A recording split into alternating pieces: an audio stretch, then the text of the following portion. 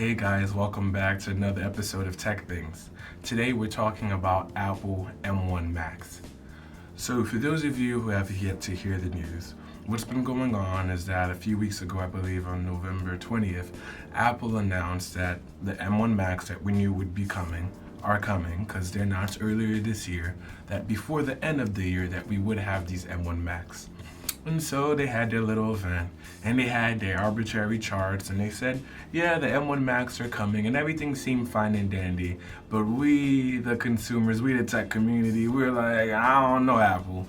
Because typically with first generation products, they just aren't that good because it's a new space.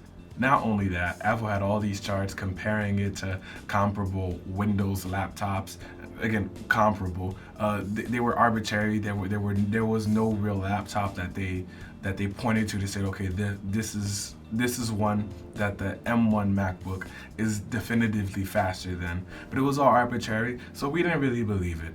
But then, of course, they started shipping out the review units. I ain't get one, but that's cool. But anyway, they shipped out the review units and people started getting them in-house and they started doing some testing and what they found blew them away. Apple's claims about battery life, they're claiming around 20 hours of battery life. It was no exaggeration. Now, this is not really that surprising because Apple's not really known for exaggerating that much when it comes to its battery claims. If anything, they underpromise and overdeliver. But not only that, they were talking about 2 to 3 times faster performance than Intel-based Macs, and they weren't joking about that. And what's so ridiculous is that the cheapest computer that you can use to get the M1 Mac is the Mac Mini, which is starting at $699. So for $699, you can be a proud owner of a M1 Mac. So what's so cool about the M1 Macs is that performance. They are blowing out of the water computers that are much higher spec and have more RAM and more this and have Intel i9 desktop CPUs. These things are being blown out of the water by an ARM-based chip, which is what the M1 chip is. And this is just so crazy and so ridiculous to see. And on top of that, we have the efficiency with the, as I reported, some of the laptops, the MacBook Airs and Pros getting around 20 hours of battery life. This is innovation. Yeah, we've heard the rumors that Apple does not innovate anymore. But this just changed everything. Apple just changed everything. They just changed the game. They are currently blowing all of the competitors out of the water. And what's so crazy, what's so scary is that this is just a first generation product.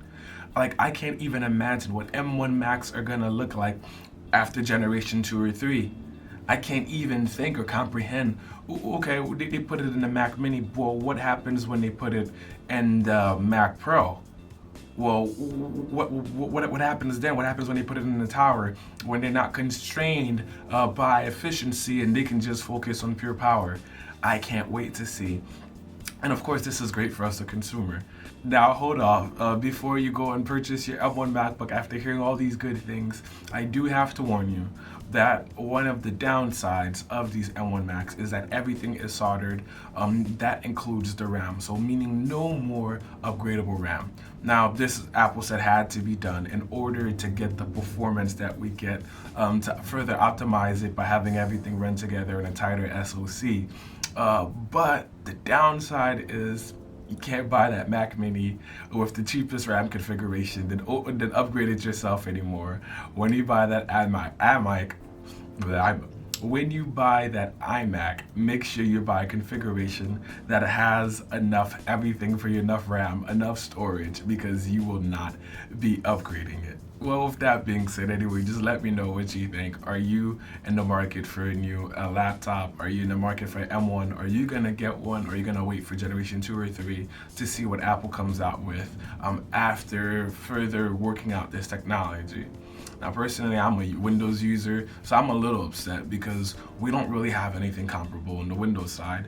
Microsoft tried the ARM-based a little while ago, and it didn't work out all that well. But anyway, comment down below about what you think and what you're gonna do. And while you're in that area, don't forget that like button, that subscribe button, and that notification bell. It is greatly appreciated. And I'll see you guys next time with another tech thing. Bye bye.